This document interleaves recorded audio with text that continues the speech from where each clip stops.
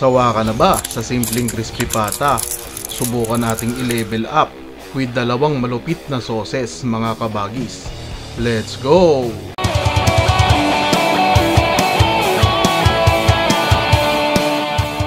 Syempre mga kabagis, kalinisan ang unang-una sa lahat.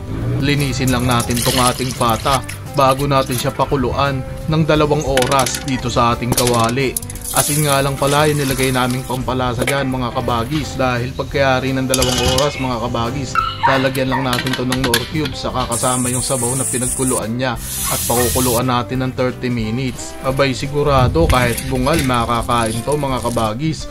Sobrang lambot niyan. I-like nyo na kabagis at mag-subscribe na rin kayo para tuloy-tuloy ang ating lutuan. Gawa lang tayo kabagis ng mango vinegar na sausawan. Ligay ko na nga pala yung mga aromatics dyan. Syempre, saka yung ating secret ingredients, tapos hinalo ko lang. Tapos gawa din tayo ng ating mahiwagang teriyaki sauce. Nilagay ko na nga pala dyan yung ating luya, oyster sauce, toyo, saka asukal. Saka paminta lang mga kabagis. Tapos papalaputin lang natin yan gamit ang slurry.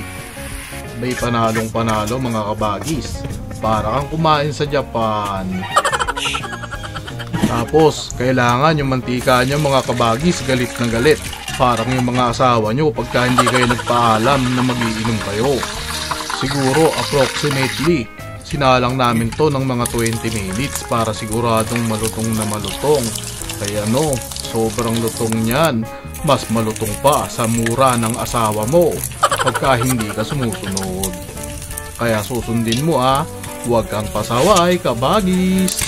Para hindi magalit sa asawa mo pag luto mo nito. Sigurado, papayagan ka mag-inom araw-araw. Hindi totoo yan. Tignan nyo naman sobrang lutong bumabaon yung plastic spoon. Naku po!